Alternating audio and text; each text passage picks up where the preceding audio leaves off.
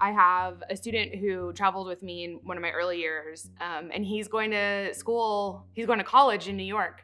And he wrote me an email and said it's because of how much he loved, as soon as we came up out of the subway in the city the first time, he just knew this was the place for him. And that changed his whole life. And I'm really excited to see how, what he ends up doing, because I know that, this opportunity is what sparked his interest in being there. Political science major, and he right now is running a campaign at home until he goes back to school, but at least through the primary. And I have another who also wants to run for office, but is doing his graduate degree in political science. And they will say history and the Washington, D.C. trip and being there and saying, I want to come back and I want to work here. Around 2011, I had taken a student that was more of a problem student at school. His mom actually came along as a chaperone on the trip. So during that trip, I noticed that there was a different side of him. He was really just kind of taking everything in, and we were in DC.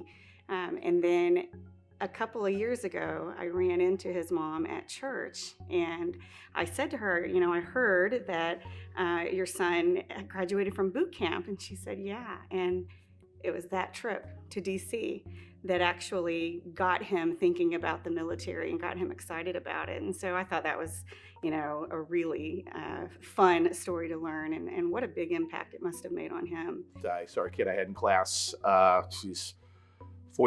years ago, and I happened to see him just a couple of weeks ago. The kid now goes to George Washington University. I said, oh, GW, DC, great town. And he's like, well, it was the 8th grade trip. That's where I first thought just Washington, D.C. was just fabulous. I had such a great time. It was the first time I started thinking about maybe, going to school for political science or getting involved with government.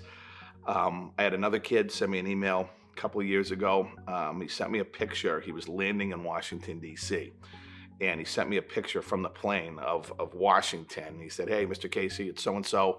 I don't know if you remember me. I had him, probably 10 years ago. He's like, just want to let you know, that I'm working in D.C. now. I think he was working for a lobbyist firm or something. And he's like, it was the Washington trip that sort of started my road to where I am today. And so I think the trip really is very impactful for kids. Again, it takes what we're doing in the classroom and it makes it real. And I think sometimes those experiences are really more powerful than anything I can do in the classroom. So how many times have you been into an elevator and people are having a conversation and you dare not interfere with this conversation? It's just something you don't do. So I'm on vacation, the elevator doors open, I walk in the middle of a dialogue between a professionally dressed woman and a tourist. And she's explaining the what to do's in Washington, D.C. Well, chiming in, my words came out uncontrollably. I love D.C. I take students there every year. And she stopped mid-sentence. She opened her eyes wide, tilted her head as if to say, dude, you interrupted me. But, my wife says I do that a lot. But in reality, what she did say, she goes, I loved that trip. And I'm like, okay.